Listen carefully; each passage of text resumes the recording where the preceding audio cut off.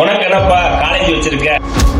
அவங்கள காப்பாற்றணும்னா நிச்சயமா 60% இருக்காங்க, 60% இருக்காங்கிறத எப்படி நம்ம அரசுக்கு உணர்த்த முடியும்?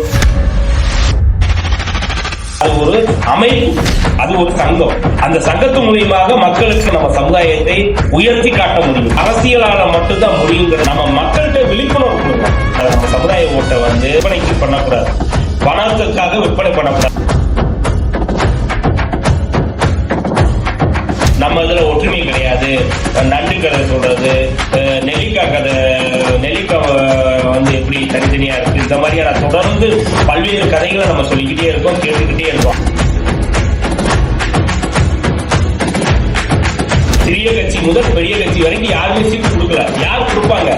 ஏன்னா நம்ம தான் தேர்தல் அரசியலுக்கு போறது கிடையாது, அரசியலை பத்தி தெரிஞ்சுக்கிறது கிடையாது. அரசியல்னா என்னன்னே தெரியாம இருக்கிறப்ப நம்ம சமுதாயத்துக்கான பதிவு எப்படி நமக்கு கிடைக்கவே கிடைக்காது. இந்த பதிவு உங்களுக்கு தான்.